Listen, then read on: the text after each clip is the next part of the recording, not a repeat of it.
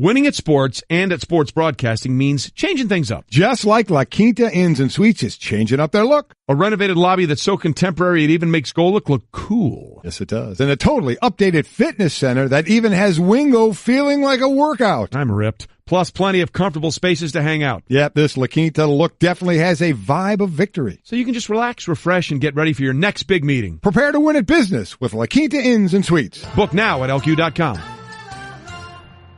Happy Thursday, everybody. Welcome in. Hope your morning is off to a great start.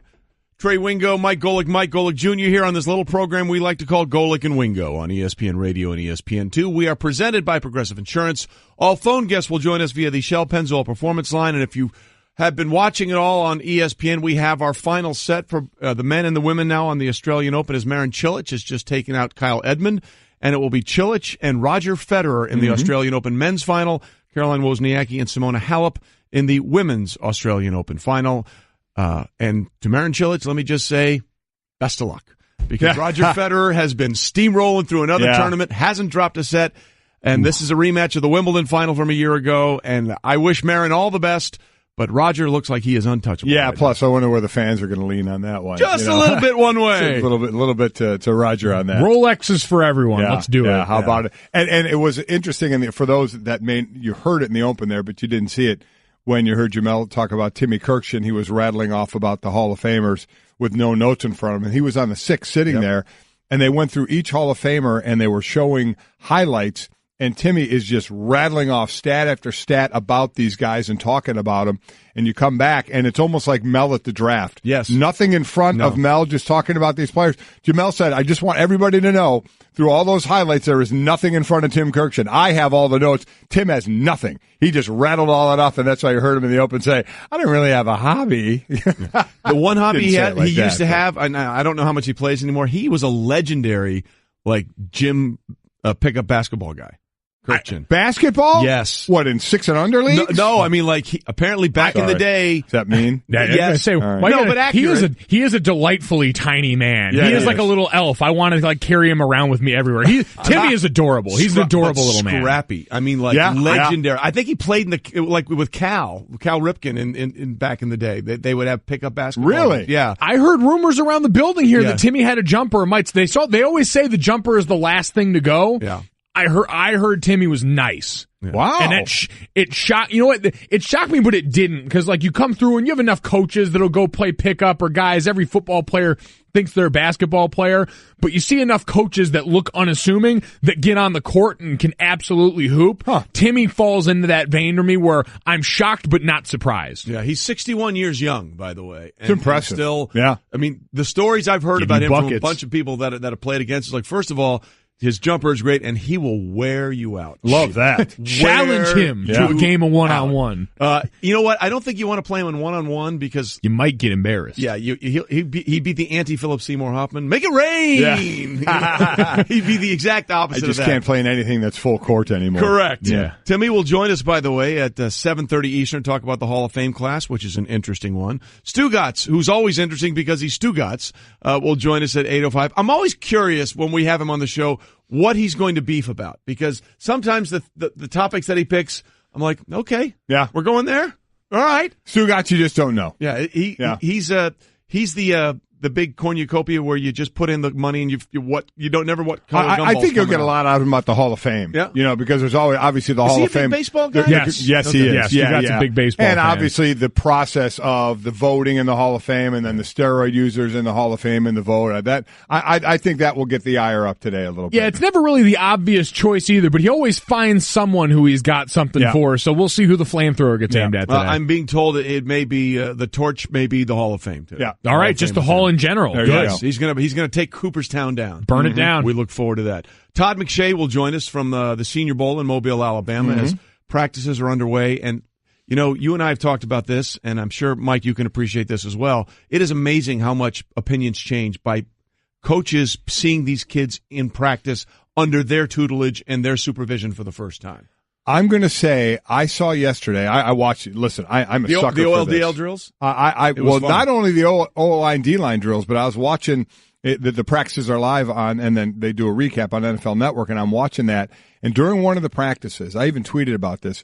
they had Nick Saban up in the booth. It's Charles Davis and Mike Mayock are the analysts that are up there talking about practice. And they brought Nick Saban up there. And they asked Nick, it was Mike Mayock who said, hey, Nick, we have monitors here. And they were doing wide receiver DB one-on-ones. Said, could you, do a little breakdown here of the one-on-ones and the DBs of the breakdown? And I mean, Nick only did about 2 of the players, but the amount of knowledge and analysis that went into it was unreal. Unreal, from step to hands to wide feet to feet or the shoulders to offhand. It was incredible. I thought, oh my God, in 1 minute, what he just spat out there was amazing. It's got to be kind of an outlet for him because when you think about Nick, and this came up, the piece that was written the other day about the relationship between him and Bill Belichick over the years. That, forget long ago, defensive back, well, we don't forget, but defensive backfield was his specialty. That was when he was a position coach in that defensive backfield. And we know as a head coach, you rarely get the chance to being that overseer to be so hands-on. So that was sort of an outlet for the part of the game that was always his specialty and his real passion. And you saw it leak all over the tape there. Well, he was asked actually about his time with Belichick in Cleveland and what he learned from him. And he said a couple of things. He said, basically, Bill Belichick set the tone for everything, right, from the secretaries to the ball boys to the equipment guy to the players, set the tone for everything. And he said there was one sign in there, and all it said was, do your job. Do your job. And he said, and Bill set the tone for everybody on how they should do their job and what the expectation was. And it's interesting. Bill Belichick gets a little bit of a rap sometimes. Well, he wasn't really that good in Cleveland. Actually, that Cleveland team was better than people thought. They were undone when they found out they were going to move midway through a season when it looked like they were on their way to winning the division. And that staff that Belichick assembled in Cleveland, himself, Nick Saban, Jim Schwartz, Eric Mangini, Ozzie Newsome was the GM, Phil Savage was on that. Thomas Dimitroff was an intern. Yeah. Okay. The staff that he put together, it's incredible, on that Cleveland Browns situation was really ridiculous. And of course, then it got undone when they said, "Hey, we're moving to Baltimore." Yeah. All right. So lots to get to, and let's start sometimes as we do when we have to with. It's time for Off the Top. Whether you like it or not, it's just beginning with Golic and Wingo. All right, we start off the top with Tiger Woods back in a PGA Tour sanctioned event for the first time in a year. He tees off at 1:40 this afternoon in the Farmers Insurance Open at Torrey Pines with the 7th best odds to win, which is interesting according to the Westgate Las Vegas Superbook, 25-1. Yeah, a lot of stats about this, in golf with Tiger Woods. This is one of 3 courses where he's won 8 events at Torrey Pines, Firestone, and Bay Hill. But quite honestly, I heard him talking, Mike, and from all the great player certain issues that he had, obviously off the course, then all the surgeries and back and forth onto the tour, when I heard him talk yesterday, it was basically, and it was kind of refreshing is the wrong word, but just like he's like, I just want to get back on tour. I just want to get back into tournaments again, almost like. I just want to get back in a routine again. I just want to feel like I'm on the tour again, just being able to go out this weekend and that weekend and go play and be back on a schedule again. And then he said that this is all building up to May April where he wants to play in the Masters. Oh, sure. So he said all that and said that all of this is in the quest to play in the Masters. But it always has been with him, right? It always has been, but it's that constant reminder that he can't let go of that part of it. And as much as you hope that he can just appreciate the normalcy of this. As soon as he gets that little bit, it's give him an inch, and he wants the mile right up to Augusta. Shot. Yeah, exactly. Yeah. When you hear him say that, it reminds me of what all the players that I work with on NFL Live say. More than anything, they miss the camaraderie in the locker room. Right. And these guys that go on tour and they travel, it's sort of the same thing. They see these same people week after. Hey, where are you going? How you getting there? I'll see you. It's that sort of stuff. I think that he's probably missed being away more than anything else. And expectations are going to be through the roof because it's Tiger Woods. But he even alluded to that after his practice round. He said the practice round was very frustrating. He said, I'm glad that's over with, because at one point he was over par well deep into that practice round. I think he finished 2 under. But he said after that, look, I don't know what my expectations are. We saw a little bit of it at the Hero World Challenge, which is his event in the Bahamas. He shot 3 of the 4 rounds in the 60s. Sort of blew up on moving day. He went the wrong way with a 75. But he brought it back again on Sunday. He was pain-free. The driver looked free and easy, and that's the thing with his back you were always worried about. If he can go out there and just swing, hey, man, who knows? And he's always going to gear his year around the majors. Yeah. That's going to be his thing. No, Tiger Woods, though, himself is the ultimate argument against the idea that we like parity, right? Yeah. Like, I agree. You always want dynasties, except people can't stand the Patriots because it's the one dynasty that they're tired of. Well, I mean, them or Alabama or Golden State. Like, people get tired of everything, but then the minute you take it away, it's sort of like the MVP argument. It's like, wait a minute, we want that back, and now so we clamor for the drug of Tiger Woods every chance we get now. Look, I'll say it before, I'll say it again. I've never seen a more dominant performance by an athlete in a sport which is not conducive to dominance. I mean, the things he did from 2000 to 2008 were just insane. And as early as 2013, he did win 5 tournaments, and still looking for that major 15, which he's been stuck on 14, obviously, since winning at Torrey Pines in 2008. Off the top. That was the U.S. Open he won at 2008 with a broken leg and a torn ACL. But I digress. All right, meanwhile, congratulations. There are 4 more members of the Baseball Hall of Fame: Chipper Jones, Vlad Guerrero, Jim Thome, and Trevor Hoffman, all elected by the Baseball Writers Association. They've elected 16 players of the Hall over the past 5 years, the largest total, by the way, over a 5-year span. Yeah, the 4th time I believe they've had 4, and congrats also to the Veterans Committee. Jack Morris and Alan Trammell are going in as well, so congrats to them. So, listen, we'll get into where are Roger Clemens and Barry Bonds, talk. They had a slight uptick, and what do they need, and can they get there? But, let's not take away from Chipper and Vlad and Thome and Trevor Hoffman for what they've done on the field. Thome for a lot of the years in, Cleveland, where I grew up.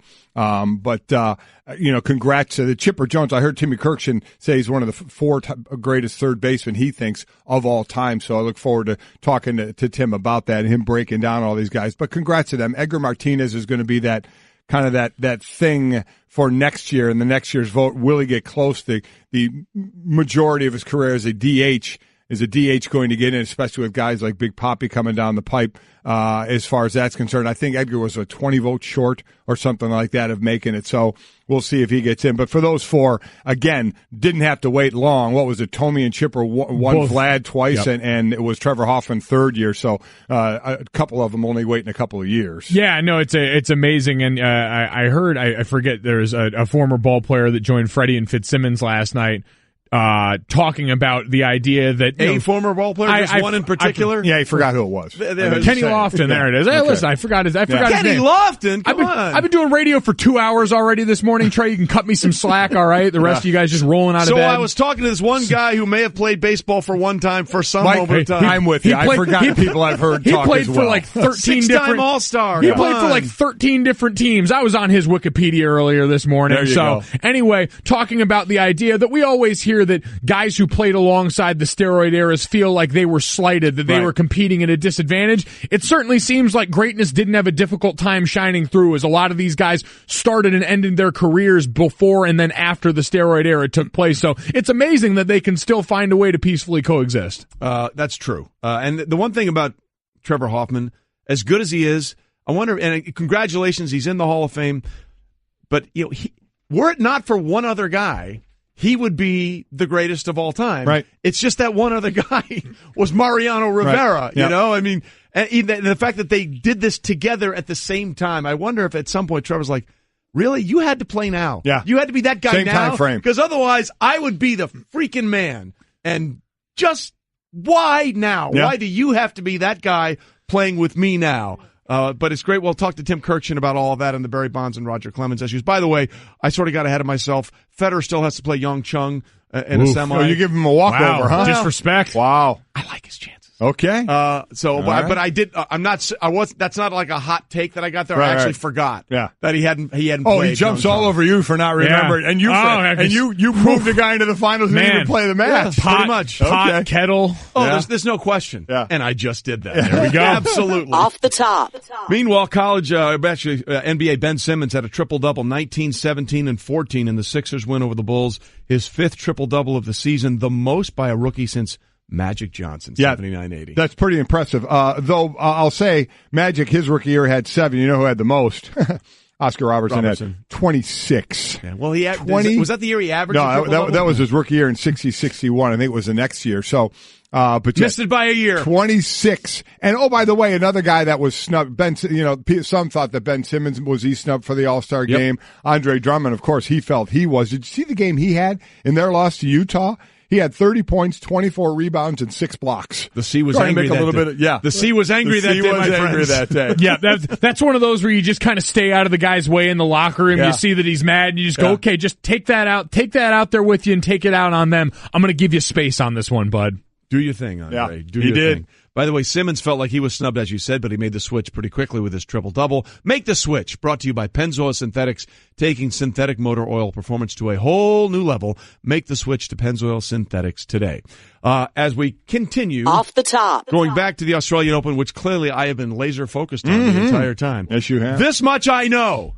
It will be Simona Halep and Caroline Wozniacki in the Australian Open final, which will be played on Saturday. And this is going to be interesting because these are probably the best two women players that have never won a slam. One of them is going to be unbelievably continuing that streak Saturday, and the other one will finally have it off their resume. Yeah, Halep needs the win also to keep the number one ranking and to get her first major as well. She's played 153 total games in the event this far, most by a woman's number one seed entering a major final in the Open era. And for Wozniacki, 27 tour single titles are the most by any woman in the Open era that's never won a major title. So finally, one of them gets to get that major in there. Yeah. And probably they can thank the fact they're both there, the fact that some young lady had the birth of a child that kept her out of this tournament. Yeah, as you will say, Trey just talked about before, the presence of one person really preventing the success of a lot of others. You can blame Serena Williams for that for a lot of different careers along the way. I'm sure much the same way you looked at Reggie White back in the day. Well, I mean, yeah. Did you really have to come along right at the same time as me? I know. I've learned to live with it. Yeah.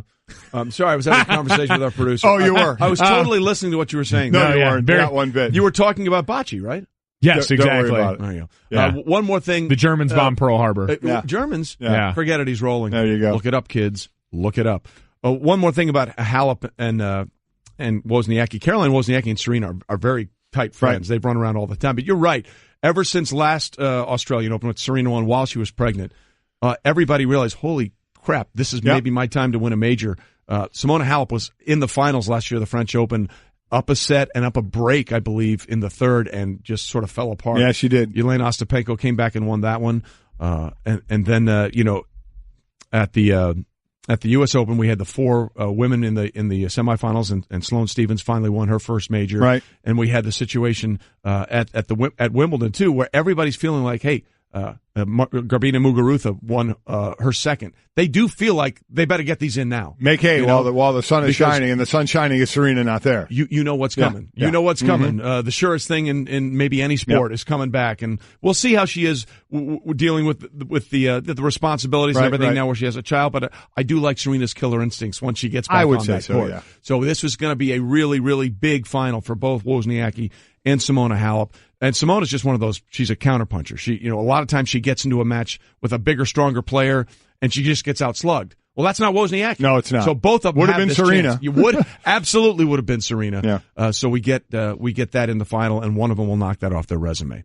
Okay, lots to get into here as we continue on Golic and Wingo. The thing about the Hall of Fame, which is interesting, do we feel by this vote that we got any closer with the PED guys, or does it feel like we're sort of stuck in a rut there? Well, I mean, we got a little. They had a slight uptick to like year what 6 out of 10. 57, 58% from 54, 55% or whatever it was. Is it enough? They have 4 more shots, right?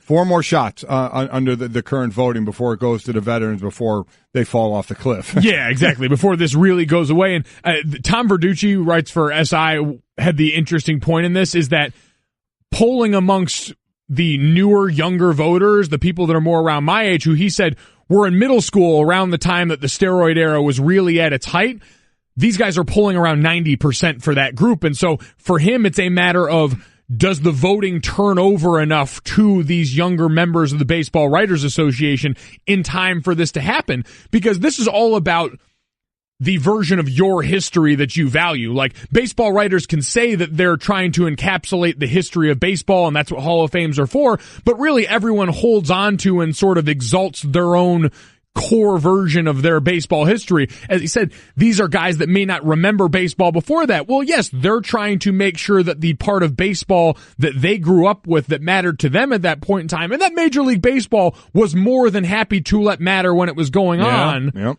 be a part of the history of the sport. And so to try and deny that seems to try to scrub a part of history that matters to people my age. Like, this was the baseball that I came up with. And so as great as it is for all of these names, it feels sort of like discord to me, because you're asking me to forget the guys that were the most important part of my baseball childhood. That's one part of it. And the other thing I think that the steroid era sort of changed is baseball has always been about numbers. You know what I mean? Oh, yeah. 3,000 hits, 200 hits in a season, 50 home runs. These were the benchmarks. 500 home run club. You got to these marks, in.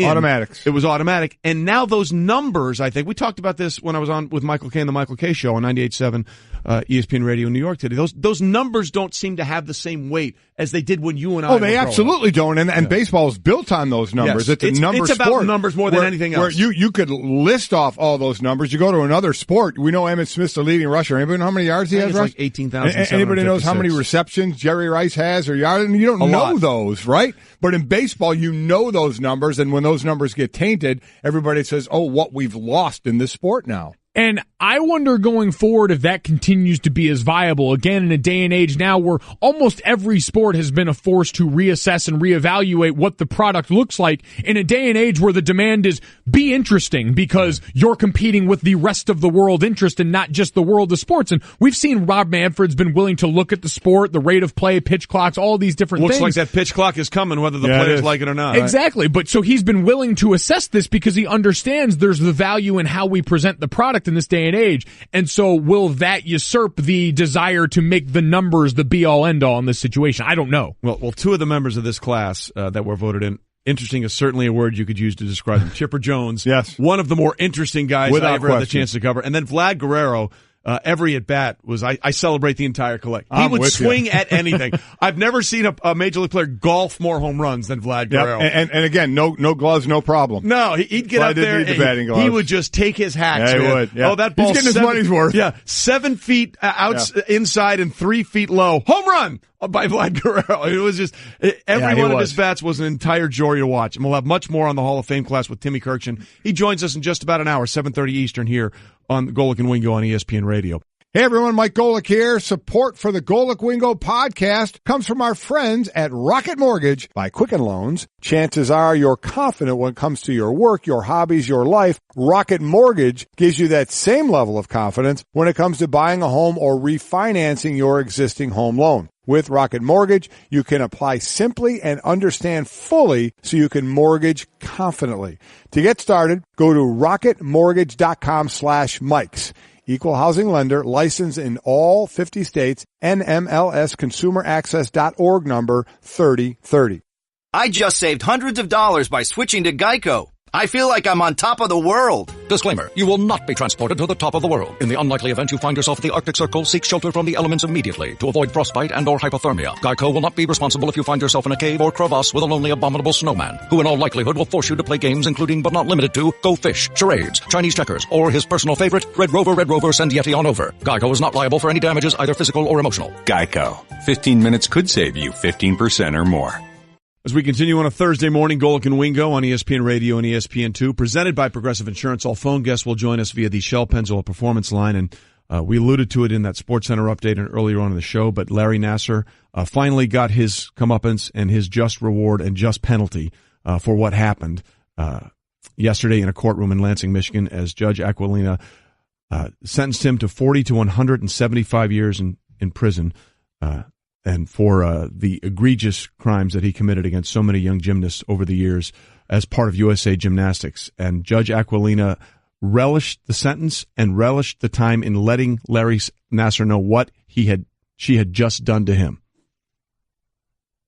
As much as it was my honor and privilege to hear the sister survivors, it is my honor and privilege to sentence you.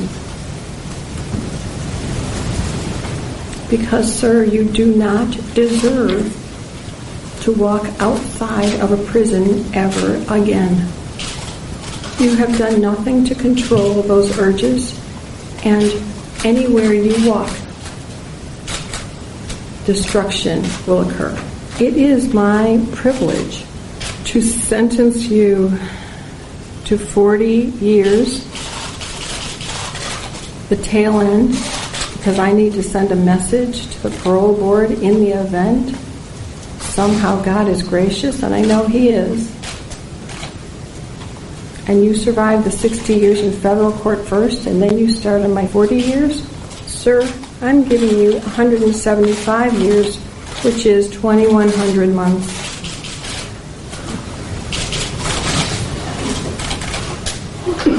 I've just signed your death warrant. Listen, she about enjoyed that about as much as anybody could, and I'm fine with that. Yep.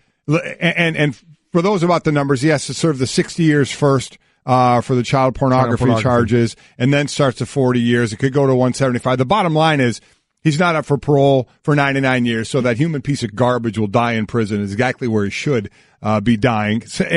But the thing about this is that doesn't end the story. No, that's one chapter that's closed. Right. The next part needs to be on with how did so many people allegedly not know that this was going on for so long? And the fallout has already begun as Luann Simon has announced her resignation as the president at Michigan State. Yeah. So, I mean, because I think a lot of people, certainly around the country that have been following this story, are going to see that Nassar got sentenced, so they're going to put this away. And I get it, because, it's not affecting them per se at this moment, so they're going to put that away and say it's over. But, Mike, in my eyes, it's a long way from over. I know we have lawsuits out there against the gymnastics, USA Gymnastics, Michigan State's listed as a co-defendant in a civil suit. And these are civil suits, so the question is going to be, and we're going to try and get the answer to that, are there any more people that can be held accountable outside of the civil suit? Because if Michigan State loses a suit, they pay money. I get all that.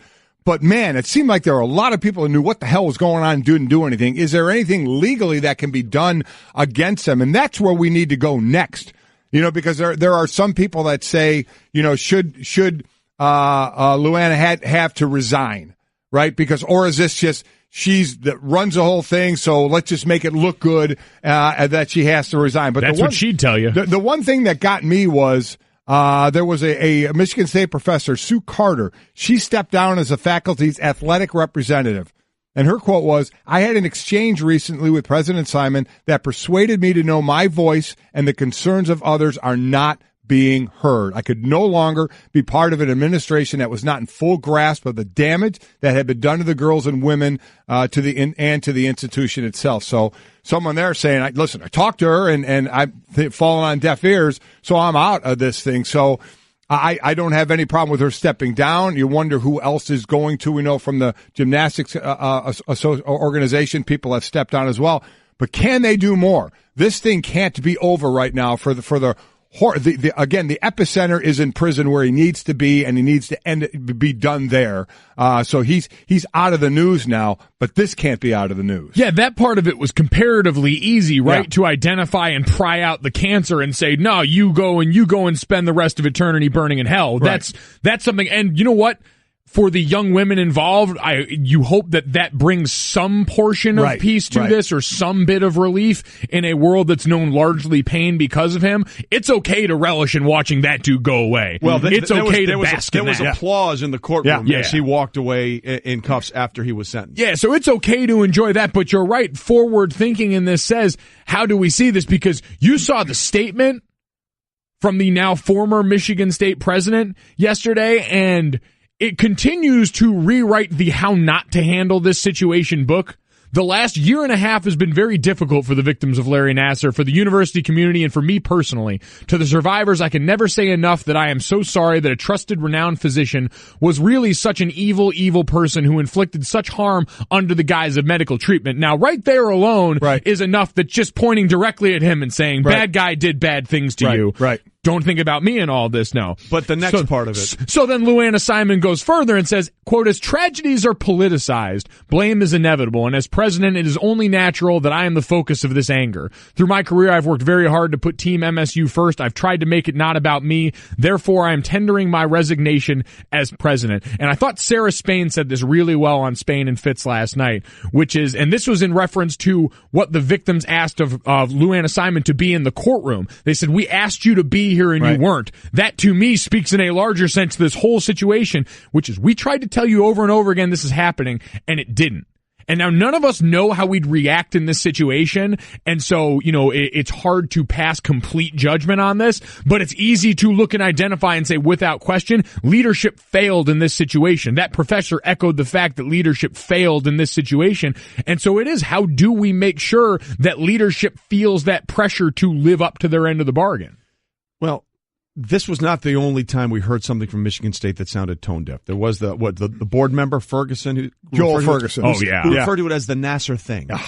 Yeah. Don't say that again. He's been trying to walk that one back, but you sounded just so foolish. But then now the real question is, who is best to determine the culpability of others?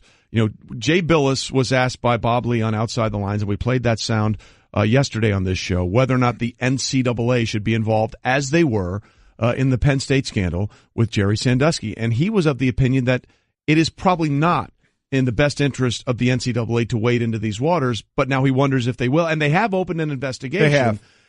This is not an area of, in my opinion, not an area of expertise for the NCAA. Think about what we're saying here. It's almost ridiculous to think of where we are, of what went on, of the people that knew and did nothing. And we're talking about, should the NCAA investigate and maybe put sanctions against Michigan State? That's not you the lose some scholarships for this. You lose it. No. Someone needs to be held accountable for looking past this, whether it's the police that had 125 reports and where did they go? And I don't know. I'm just throwing it all up there on the wall like that's been going on. Police reports, were they ignored? Cries to Michigan State, the hierarchy, were they ignored? To the Olympic organization, were they ignored? Those people need to be held accountable. Not, we now have sanctions against Michigan State from the NCAA. It seems laughable in this situation that this is where we're going to go. This is the investigation, whether you lose scholarships or you lose, postseason money or whatever the NCAA can do to you sanction-wise. I know there's the death penalty out there that people talk about, but there needs to be more. People need to be legally held accountable for what the hell they did. If they really looked at this, saw what was going on, and just didn't buy it and swept it under the rug. Well, that becomes the unfortunate part too, is that right now the only course of action we really have is to use penalty and fear to create understanding and change. Well, on that side of it, but I mean, there is a much bigger issue of culpability that I think is what is much more of an outrage for people that have seen this story, listened to the story, and heard some of the things that we've talked about. 125 police reports, and what was it? What Michaela Maroney was paid hush money, right? So she couldn't talk about it because there was an air quote investigation going on. Yeah, well, it is. It's strip it all down. It's burn it all down, which it feels like. But again, it's all right, if we really want to keep playing it forward, is how do we prevent it from happening again? Because you can burn something down, and if someone builds the same thing right next to it, you've still got that same set of problems. And so, yeah, punishment and all that stuff, it's a deterrent to a certain end, but is it the ultimate answer in all this? And how do we get to that point? Like, if the NCAA is not equipped to handle this, do we need, now that enough of these situations have popped up, a governing body within the world of college athletics whose sole job it is to investigate things like this, who can go outside of what the law is able to enforce? Because I understand it gets you to slippery territory, but at some point, what else do we have? Because otherwise, people are allowed to slip through the cracks and these problems persist. See, I don't see this as a college athletics story in any way, shape. I see this as a monster that was allowed to grow.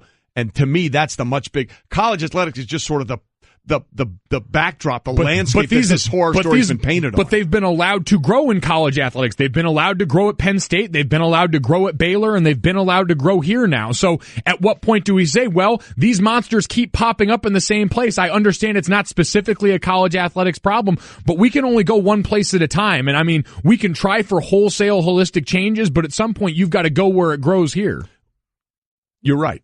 But at the end of the day, this to me is just much bigger than that part of it.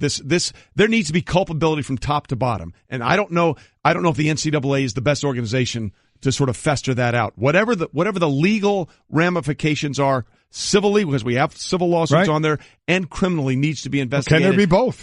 There should be at its highest level. We'll try and figure that out as this story will continue to grow. All right, coming up, is it the last hurrah for one of the best athletes we've ever seen of all time? We'll talk about that. Golick and Wingo on ESPN Radio and ESPN2. We're continuing to have our conversation about what comes next in the wake of the Larry Nassar sentencing. Basically, he's gone, goodbye, forever. See, he's going to die in jail, one way or the other. One way or the other, that's what's going to happen to him. The question then, what should happen next? We've had Luanna Simon, the president of Michigan State, offer her resignation. She's stepping down by the end of the week. And again, part of the statement she made, as tragedies are politicized, blame is inevitable. As president, it is only natural that I am the focus of this anger. Throughout my career, I have worked very hard to put Michigan State first. I have tried to make it not about me. Therefore, I am tendering my resignation as president. And there are people that feel that statement probably didn't quite bang on what the message should have been from her. Yeah. But that's part of it. So now the question becomes, where do we go with Michigan State? Where do we go with USA Olympics and USA Gymnastics? And Sally Jenkins of the Washington Post has a great article out there if you get a chance to read it. Basically, she's saying everybody that knew anything or was involved needs to be questioned, asked, what did you know? When did you know it? And why was this allowed to continue? And then what happens to them if they know? We're going to try and get a legal analyst on today and go down that road, because you almost think the NCAA has to investigate, because they investigated Penn State. They kind of opened their own Pandora's box there, right? They kind of walked in. It's somewhat like the NFL getting involved in, we don't care if the law says this, we can still investigate. They've jumped in. So you almost feel like, well, the NCAA has to jump in, right, because of the Penn State thing. But it does need to be more. You know, people do need to be questioned. And if they find that they're culpable, what can happen? Can anything legally happen to these people? Can anything legally happen? And then I continue to say going forward, because you hope that people will do that if it's possible under the law that they will. And how do we address it going forward? The more I think about it, it's the importance of stressing capable leadership. Because in this case, all of the positive points about Luanna Simon had very little to do with the idea of recognizing basic humanity in this situation. Right. That was what was thrown against her. But she does a great job fundraising, doing all these things. And that's the problem, is these jobs ask so much of you in these capacities that require you to do all of these things at such a treetop level that we prioritize all the rest of that. And so it's where you put value in the search for leaderships. If you're USA Gymnastics, if you're Michigan State, or if you're anywhere else, I think as more of this comes up, because you've got to punish the bad guys when they do bad things, right, but you've also got to make sure that you don't repeat the cycle by putting more people that reflect those viewpoints back in power. It's like you take a weed and you pull the weed out. Well, the roots are still underneath. The weed's going to grow back. That's sort of the analogy. We need to dig the roots out. Right. Here's the situation. And the point that Sally makes in her article, which I think is very interesting, the U.S. Olympic Committee, which runs USA Gymnastics, gets its charter from Congress. They are given this charter by Congress to run this thing. So in essence, you could have Congress basically just say, hey, all that stuff, gone. We're going to start all over again. And we'll see how that comes out going forward. Because that's another part of this, because that's what inevitably allows everything to go, is Congress says, right, you have the ability to do this. They could do it. So we'll see what happens going forward. That is Straight Talk Wireless by Straight Talk Wireless, nationwide coverage on America's largest and most dependable 4G LTE networks. Coming up, how many more times do we believe that he still has it in him? We'll talk about one of the greatest of all time. Back one more time. That's next on Golick and Wingo. Hello, I'd like to deposit this to checking. Fate is a fickle master. What? The future is uncertain. Okay, and what's my account balance? The horizon is cloudy. I see a long, treacherous voyage filled with great peril. Look, can I just get a deposit slip or something? A fortune bank teller. Surprising. What's not surprising? How much you could save by switching to Geico. I see a yellow-eyed serpent and a low APR. Geico. 15 minutes could save you 15% or more.